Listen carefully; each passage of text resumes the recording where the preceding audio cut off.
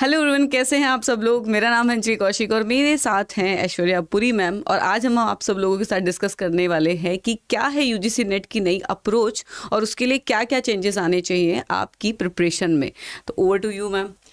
तो सबसे पहला सबसे ज़रूरी सवाल, क्या हमारे सिलेबस में कोई बदलाव हुआ है? ये एक डाउट है जो स्टूडेंट्स बहुत पूछ रहे हैं। सो उस क्वेश्चन को आंसर करते करते हम इस प्रॉब्लम को इसकी रेजोल्यूशन तक लेकर जाएंगे मैम, ठीक है। सो सबसे पहले सबसे ऑब्वियस क्वेश्चन कि क्या सिलेबस में कोई बदलाव हुआ है। तो देखिए, यूजीसी नेट ने अपने सिलेबस को बहुत ही ओपन एंडेड और बहुत ही एम्बिगुअस रखा है सिंस द वेरी बिगिनिंग। कुछ ऐसा नहीं है कि उन्होंने बहुत ही क्लियरली डिफाइन किया हो कि एग्जैक्टली यहीं से पूछेंगे और फिर वहीं से पूछा जाए। मतलब कॉलेज की पढ़ाई नहीं है ना। हाँ। आप कॉलेज वाले बच्चों को पढ़ाने लायक बनो, वो वाला एग्जाम है ये। तो आपसे डेफिनेटली ओपन एंडेड लेवल पे सिलेबस रखा गया है। सो ये कहना कि आउट ऑफ सिलेबस है या इन ऑफ सिलेबस है, ये थोड़ा सा अपने आप में it doesn't make any sense anyway. तो अब ये है विद टाइम, जैसे जैसे हमारी नॉलेज गेन करने की टेक्नोलॉजी और सोर्सेज बढ़ते जा रहे हैं, एआई आ गया है, बच्चे चैट जीपीटी से भी नोट्स बनाते हैं, तो ऐसे में वो भी क्वेश्चंस का लेवल बढ़ा रहे हैं। So I don't think ma'am syllabus change है, आई जस्ट थिंक कि कहाँ से और क्वेश्चंस कैसे पूछे जा रहे हैं, बस उसी में मेजर बदलाव है। अब डायनामिक अप्रोच ज़्यादा हो गई है। बिल्कुल। मतलब बेसिक अप्रोच नहीं हुई है कि किसी बुक से आप पढ़ लो और आप फिर क्लियर कर लो, वो पॉसिबल नहीं है। अब इनकी भी जो अप्रोच है वो काफ़ी ज़्यादा डायनामिक हो गई है। जैसे इस बार पेपर 1 में आपने मूवीज़ के क्वेश्चन देखने को मिल गए, जो समवेयर जीके है, दूरदर्शन पे जो चैनल पे चलता था वो सारा पूछा गया है जी। जो समवेयर हम बचपन में बस ऐसे ही माँ बाप के साथ बैठ के देख लेते थे, लेकिन वो भी इन्होंने चेक कर लिया है इस बार। तो दिस इज समथिंग जो अनएक्सपेक्टेड था बट अगेन आया है। ठीक है, अब यहाँ पर सेकेंड पॉइंट हमारे पास आता है कि PYQs जो हैं वो आपके लिए बहुत इंपॉर्टेंट है, क्योंकि कहीं ना कहीं प्रिडिक्टेबिलिटी जो है एग्जाम की वो यहीं से आपकी बनती है। आई वुड से कि यहाँ से आप सेम क्वेश्चन नहीं बोल सकते कि सिमिलर पूछा जाएगा, लेकिन क्वेश्चन की जो अप्रोच है ना वो बहुत क्लियर कट आप यहाँ से प्रिडिक्ट कर सकते हो कि कैसा कॉन्सेप्ट पूछे जा सकते हैं या किस तरीके से क्वेश्चन आ सकते हैं। बिल्कुल। तो बिल्कुल मैम, कोई भी टीचर ना ये नहीं बोल सकता कि बेटा मुझे ये पता है आगे क्या आएगा। हम सिर्फ क्या कर सकते हैं as teachers also, as mentors also, हम पिछले 2-3 साल के PYQs उठाते हैं और हम बोलते हैं कि इस टाइप के क्वेश्चंस बन रहे हैं, तो चलो इस एरिया को पे हम ज़्यादा फोकस कर लेते हैं। अब क्या है, पिछले मैम 2 सालों से पेपर का नेचर काफ़ी चेंज होता जा रहा है, काफ़ी करंट अफेयर्स बेस्ड और स्टैटिक जीके और इस तरीके की डायनामिक चीज़ें, जैसे आपने बोला कि वो पेपर का नेचर वैसा बनता जा रहा है। तो इसका क्लियरली यही मतलब है कि नेट अब आपसे चाह रहा है कि आप रट्टू तोता ना रहें, आप क्रैमर ना रहें, आप अपनी नॉलेज को एक वाइड स्प्रेड अप्रोच से यहाँ पर देखें। तो मैम इसमें अब चेंजेस हम लोग मतलब क्या क्या स्ट्रैटेजीज फॉलो कर सकते हैं इस चेंजिंग अप्रोच को लेकर? मैम स्ट्रैटेजीज़ की जहाँ पर हम बात करें कि एक तो हमें ये चीज़ एलिमिनेट करनी पड़ेगी क्लियर कट कि ये हमारे लिए इंपॉर्टेंट है, ये हमारे लिए इंपॉर्टेंट नहीं है, ये यूनिट छोड़ जाते हैं। क्योंकि देखो पहले जब हमने यूजीसी नेट दिया, या आई थिंक पिछले से पिछले पेपर तक, पेपर 2023 तक भी पेपर 1 की अप्रोच ये थी कि पर यूनिट 5 क्वेश्चन आएंगे। तो जो बच्चे ने 6 यूनिट कर ली, वो बच्चा लाइक 8 यूनिट करके चला गया कि चलो ठीक है मैंने इतना कर लिया कि मैं 40 क्वेश्चन जो है वो अटेम्प्ट कर लूंगा, क्योंकि पर यूनिट 5 क्वेश्चन आ रहे हैं। लेकिन अब ऐसा नहीं है, किसी भी एक यूनिट का डोमिनेंस वहां पर देखने को मिल जाएगा, वो उनके मूड पर है कि कौन सा डोमिनेंस वहां पर होने वाला है। तो इट इज टोटली, मतलब अब ये थोड़ा मूडी पेपर ज्यादा हो गया है रादर देन कि हम ये बोले कि एक पर्टिकुलर तरीके से चल रहा है। नहीं, काफी मूडी हो गया है अभी NTA, जहां पर आपका मतलब पेपर सेट करने की बात आती है, इनफैक्ट कंडक्ट करने की भी बात आती है। आपने देखे ही होंगे इतने सारे सेशंस हमारे। तो अभी ये नहीं कर सकते ये इंपॉर्टेंट है ये छोड़ जाओ या ये कर जाओ, नहीं, जो है सब कर जाओ।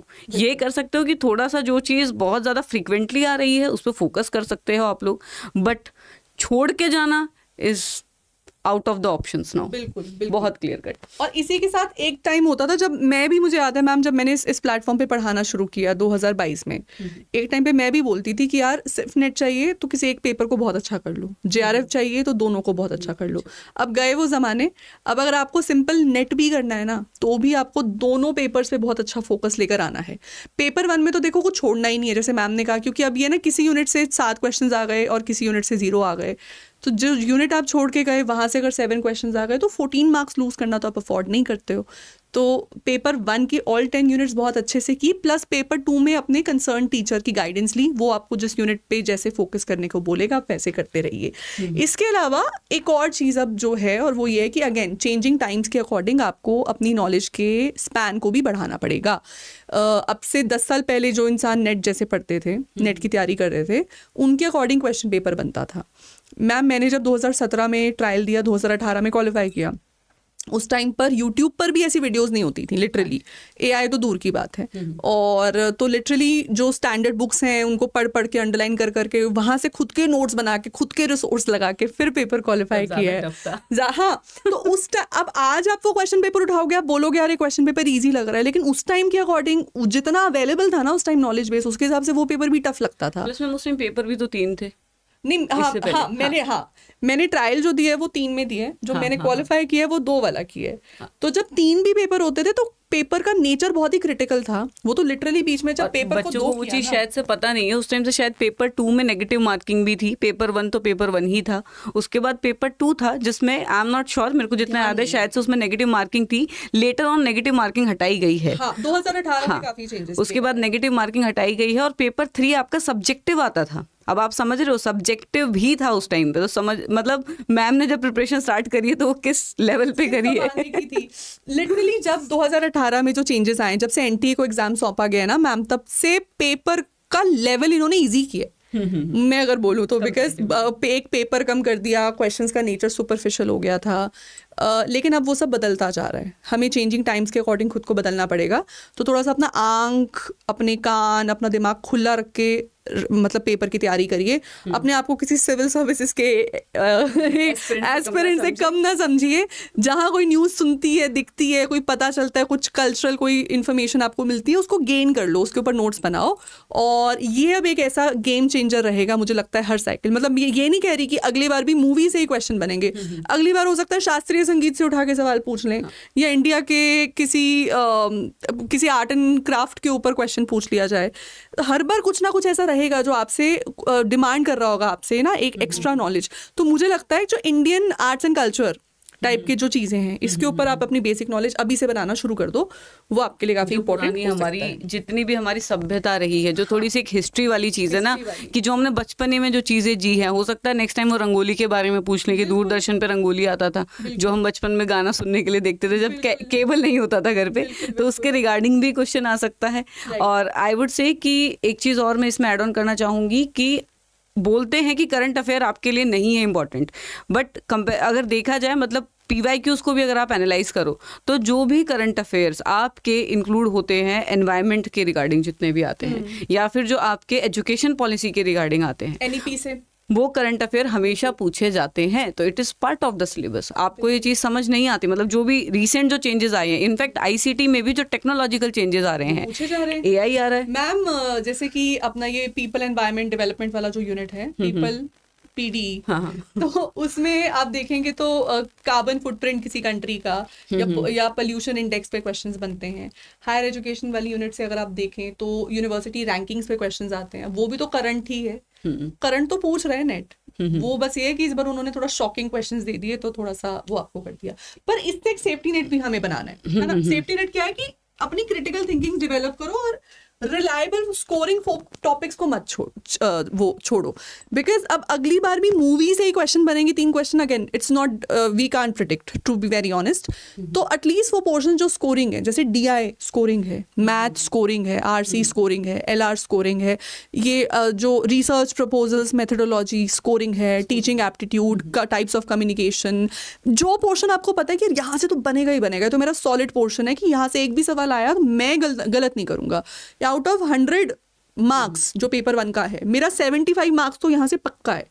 अब उसको मैं 80 लेके जा सकता हूँ या नहीं, वो नेट के मूड पे डिपेंड करता है ना। तो ये करना है। दूसरा मैम, क्रिटिकल थिंकिंग डेवलप करनी है बच्चों को।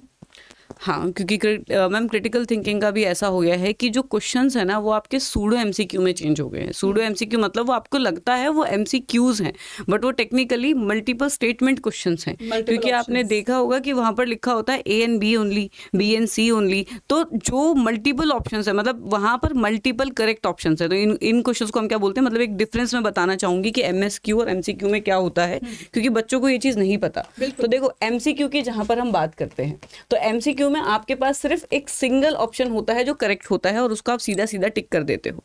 लेकिन जहां पर हम MSQ की बात करते हैं, MSQ में आपके पास क्या होता है, मल्टीपल ऑप्शंस होते हैं। लाइक अगर 1 2 3 4 आपको ऑप्शन दिए गए हैं, तो इसमें से हो सकता है 1 और 3 करेक्ट हो, या फिर आपका 2 भी साथ में करेक्ट हो, 4 जो है वो आपका सिर्फ एक रॉन्ग हो। तो इस टाइप के आपको क्वेश्चन जो है वो पूछे जाते हैं एमएसक्यू के अंडर।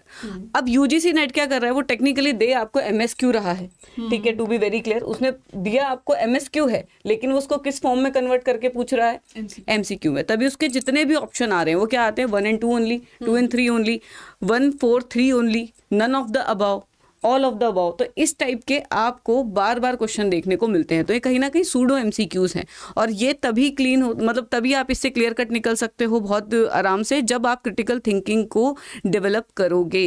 क्योंकि अपेरेंटली आप एक जब पर्टिकुलर आपको पता होता है ना कि एक जो ऑप्शन है वो सही है, तो वहां पे आप क्लियर कट निकल जाते हो। लेकिन जहाँ पे मल्टीपल सेलेक्ट की बात आती है कि आपको 2 या 3 क्वेश्चन में, मतलब 2 या 3 जो आपको प्रोवाइडेड ऑप्शन है उनमें से आपको सेलेक्ट करना है, वहां पर आप अटकते हो। और जब तक आपके सारे ही आप चूज ना कर लो तब तक आपका आंसर भी सही नहीं होता वहां पर।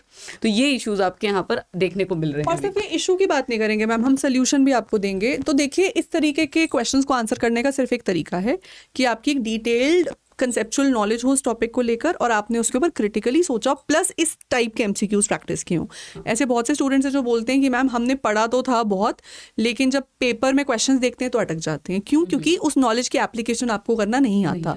अब जैसे एमएसक्यू टाइप के क्वेश्चंस में देखिए, अगर आप एलिमिनेशन टेक्निक का इस्तेमाल करते हैं तो बड़ा ईजी हो जाता है इस क्वेश्चन को आंसर करना। आप बॉटम टू टॉप ऑप्शंस पढ़ोगे, टॉप टू बॉटम पढ़ोगे, कहाँ कहाँ एलिमिनेट करते चले जाओगे, किस स्टेप तक आके आपको अपना आंसर मिल जाना चाहिए, क्या प्रोबेबिलिटी है, कितना तुक्का मारा जा सकता है, ये सब चीज़ें ना आपको टीचर्स आपके हमने बताई हैं। अपनी जितनी अभी जून के लिए मैराथन्स ली थी, हमने ये सब बताया है वहाँ पर। अगर आप लोग एक टीचर जो आपको पसंद है, जिसका समझ आता है, उसके साथ लग के टाइप्स ऑफ क्वेश्चंस पे पहले से फोकस करने लग जाओ, उसका बहुत बेनिफिट होगा। प्लस एक बात ध्यान रखना, पेपर 1 को अब ये एंड के लिए मत छोड़ देना, स्टार्टिंग से पढ़ो। Every time that you learn a concept खुद को समझाने की कोशिश करो। ऐसा हो ही नहीं सकता कि आप खुद को समझाओ और आपको समझना है। मतलब पहले किसी टीचर से समझा, किसी बुक से समझा, नोट से समझा, अब खुद के टीचर बन जाओ और शीशे में देख के खुद को वो टॉपिक समझाओ। ये करते करते ना ऑटोमेटिकली आपकी क्रिटिकल थिंकिंग डेवलप हो जाती है, कंसेप्चुअल क्लैरिटी बढ़ जाती है। अब उसी टीचर के साथ लग के इन टाइप के क्वेश्चंस को, इन टेक्निक्स के साथ आप प्रैक्टिस करो, एंड 100% एक्यूरेसी से आप इन क्वेश्चंस को आंसर कर लोगे।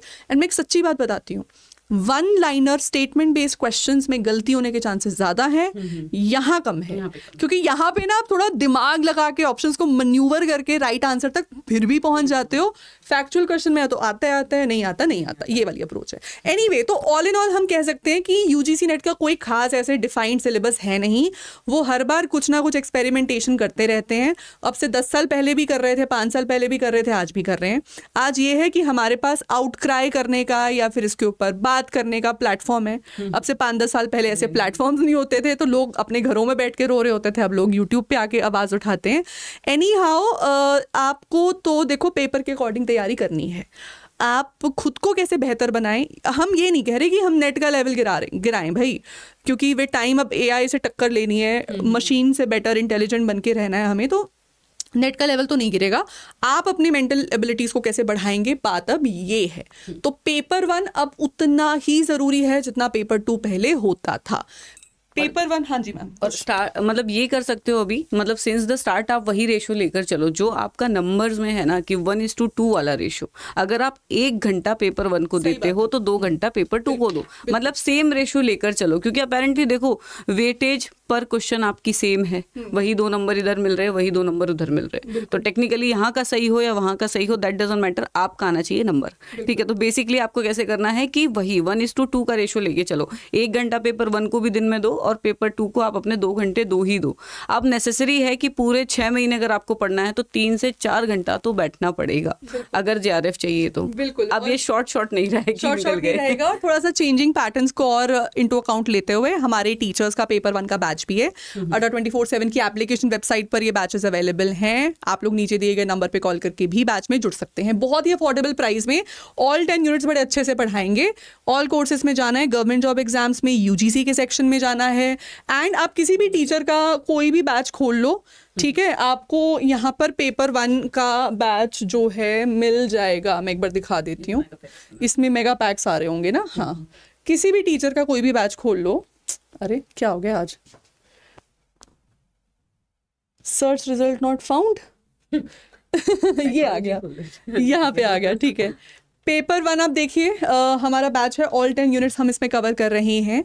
अगर आप किसी टीचर के सब्जेक्ट पढ़ रहे हैं, मतलब आप English, Hindi, computer science, psychology, political, कोई भी सब्जेक्ट अगर आप पढ़ रहे हैं तो मेगा पैक लेने में बहुत फ़ायदा है, क्योंकि उसमें बुक्स पेपर 1 भी आ जाते हैं, सॉरी उसमें टेस्ट सीरीज भी आ जाता है। हाँ, अभी क्या है, पेपर 1 में आपको क्लासेस मिल जाएंगी सारी लाइव प्लस रिकॉर्डेड, और वैलिडिटी है इसकी 9 मंथ्स की। आप क्लिक कर सकते हैं बाय नाउ पे और किसी टीचर का कोड लगा लो, या नीचे दिए गए नंबर पे कॉल करके मैक्सिमम डिस्काउंट के बारे में पता कर लो। तो सेल भी चल रही है, सेल भी चल रही है, बिल्कुल अभी तो सेल भी चल रही है, आज कंटिन्यू चलेगी। हाँ, आज एक बार ना, अभी 1 घंटे बाद रुक के एक बार एनरोल करना, सेल आपको यहाँ पे दिख रही होगी, एक्स्ट्रा डिस्काउंट, और उसमें आपको into 2x validity plus 3 months extra validity, और उसी के साथ मेगा पैक्स 77% ऑफ। बिल्कुल है, मेगा पैक्स पे आपको ये दिख रहा होगा। देखिए, हमारी अगर आप किसी भी सब्जेक्ट की तैयारी कर रहे हैं तो सोशल स्टडीज, लैंग्वेजेस, आपको सभी मेगा पैक्स पे double validity plus 3 months of, यानी कि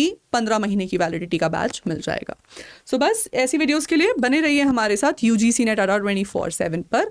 अच्छा, थोड़ा हम भी एक आपसे भी पूछना चाहते हैं कि जब आपने पेपर दिया, आपको सबसे ज्यादा किस क्वेश्चन को देख के गुस्सा आया? जैसे होता नहीं, क्वेश्चन को देख के बोलते हैं यार मैं अपने बाल पकड़ लूं, ये क्या दे दिया, वो वाली फीलिंग किस क्वेश्चन को देख कर आई, हम जानना चाहते हैं। सो वीडियो के एंड में कमेंट सेक्शन में हमें लिख के जरूर बताइएगा। हाँ, कि थोड़ी रिलेटेबिलिटी भी बने, हमें भी पता चले कि क्या क्या चेंज हो गया है, क्योंकि देखो हम जब स्टूडेंट थे तब तो मैम ने बता ही दिया कि हमने तो गाइड्स में सर मारा है अपना, आपके लिए फाइनली फोन्स तो आ गए हैं एटलीस्ट। बिल्कुल, चलिए ठीक है, thank you so much, have a good day, bye bye.